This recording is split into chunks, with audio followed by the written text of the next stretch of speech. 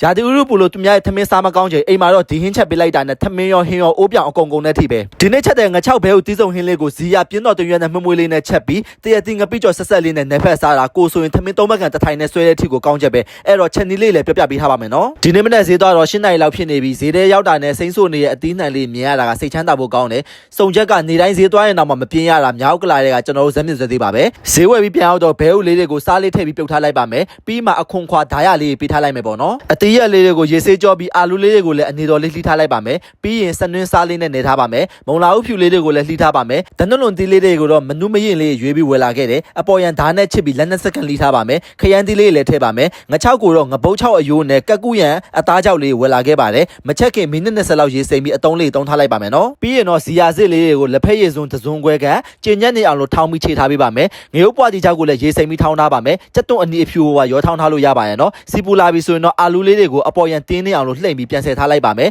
ပြီးရင်တော့ထောင်းထားတဲ့ကြက်သွန်ငရုတ်သီးတွေကိုစက်နွင်းလေးနဲ့စီတက်ပေးပါမယ်အယောင်လေးရဲပြီးတော့စီတက်နဲ့လေးမှုေးလာမှဇီယာမှုမဆလာလေးပါထည့်ပါမယ်ခဏမှုေးပြီးရင်တော့ငပြာရည်နဲ့စားရတာမုံလေးပါထည့်လိုက်ပါမယ်ပြီးရင်တော့ငချောက်လေးတွေထည့်ပြီးလုံးပေးပါမယ်လုံးပြီးမှုေးလို့ကောင်းအောင်လို့ရင်နွေးလေးနဲ့ထည့်ပါတယ်ခဏလောက်လုံးပြီးရင်တော့ခရမ်းညင်သေးလေးထည့်ပါမယ်ခရမ်းညင်သေးလေးနွမ်းပြီးဤသွားအောင်ရင်နွေးလေးနဲ့ထည့်တယ်ပါမယ်မှုေးနဲ့လေးအတွက်ပြင်းတော့တင်ရွက်လေးထည့်ပါမယ်ပြီးရင်တော့မုံလာဥဖြူအာလူခရမ်းသီးလေးတွေကိုအရတာမှုငပြာရည်လေးပါပေါက်ပြီးတော့လုံးပေးပါမယ်ခဏလောက်လုံးပြီးရင်တော့ရေထည့်ပြီးနူးသွားအောင်တည်ထားပေးပါမယ်ပွက်ပွက်ဆူပြီးနူးလာပြီဆိုရင်တော့ဘဲဥလေးထည့်ပါမယ်ပြီးရင်တော့ဒန်းတွန်လေးထည့်ပြီးတော့ရောတမအောင်မှုေးလိုက်ပါမယ်ခဏတည်ထားပြီးရင်တော့မကြီးရည်လေးပါထည့်ပါမယ်ပွက်ပွက်ဆူလာပြီဆိုရင်တော့ပြင်းတော့တင်ရွက်နည်းနည်းလေးထည့်လိုက်ပါတယ်မဆလာနဲ့လေးလိုရဲဆိုရင်လည်းလိုက်လို့ရပါတယ်ရုံးမလေးဒီနဲ့ငရုတ်ပွားဒီလေးထည့်ပြီးတော့အဖုံးအုပ်တည်ထားလိုက်ပါမယ်အရတာလို့ထည့်ပြီးရင်တော့နန်းနမင်းလေးပါအုပ်လိုက်ပါမယ်ကျွန်တော်ကတော့ကြိုက်တော့အများကြီးထည့်တုံးထားပါတယ်ဒါဆိုရင်တော့င6ဘဲဥတီးစုံဟင်းမှုေးလေးရပါပြီနော်တရားတီးစိတ်ငပိကြော်ဖို့အတွက်စီပူလာရင်စနွေးနဲ့ကြက်သွန်နီကြက်သွန်ဖြူလေးကိုနွမ်းအောင်စီတက်ပေးပါမယ်ပြီးရင်တော့ပစုံချောင်းမို့ထည့်ပါမယ်ခဏလောက်ကြော်ပြီးရင်တော့ငပိစိမ့်စားရေဖြော်လေးထည့်ပါမယ်ငပိနဲ့လေးမှုေးလာအောင်စီတက်ပေးပါမယ်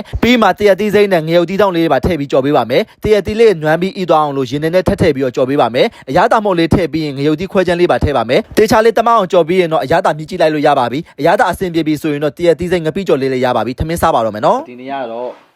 ဘဲဥငချောက်တန်းတဲ့လူကြီးချက်လေးကိုပြစ်လေးကျွန်တော်ချက်ထားရတယ်တချို့ကြောက်လည်းအရေသားပုံစံမျိုးချက်ကြရပေါ့နော်အိမ်မှာလည်းတရက်တီးလေးဝယ်ထားဖြစ်တဲ့ကြောင့်တရက်တီးနဲ့ငရုတ်ကြီးခွဲချမ်းလေးငပိလေးနဲ့ရောပြီးတော့ပစုံချောင်းနိုင်နဲ့ကြော်ထားပါပေါ့နော်ဒါလေးနဲ့တွက်စားမှာဖြစ်ပါတယ်ဒန်းတွန်ဒီလေးကဈေးထဲမှာမနုမရင်လေးဝယ်လာပါတော့အရန်တွင်လည်းစားမကောင်းတော့အရန်ရင်ဝိုင်းလည်းစားမကောင်းပါနော်ထောက်လည်းကျွန်တော်အယိုးအသားကိုကျွန်တော်ရောပြီးချက်ထားပါနော်တောက်ဆောင်ကြပါဦးဆွဲပါပြီနည်းနည်းအောင်မှုေးနေရပဲဇီယာရောပြင်းတော့တင်အောင်ကျွန်တော်ထည့်ပြီးချက်ထားတကယ်လို့ငါ6တိပါရွေးဝယ်မယ်ဆိုရင်လေအရင်ဆုံးငါ6ကိုလမ်းကြည့်လိုက်စီကျူးတော့မနိုင်ဘူးဆိုဝယ်ကျွန်တော်အဲ့လိုပုံနဲ့ဝယ်ပေါ့နော်ဘို့ချက်တဲ့ခါကျစီကျူးတော့နိုင်တယ်စားလို့မကောင်းငါ6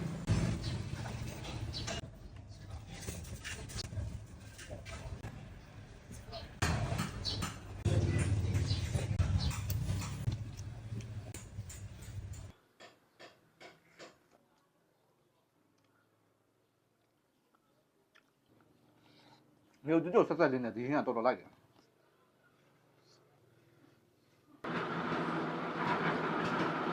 ထမင်းထက်ယူရလို့ရထမရိုက်ပြတော့ပါဘူးဗီဒီယိုလေးလည်းရှေ့သွားမှာဆိုလို့ပါကျွန်တော်ဗီဒီယိုဒီမှာပဲအဆုံးသတ်လိုက်ပါမယ်နောက်ဗလော့လေးမှာပြန်ကြည့်ကြမယ်နော်တတာ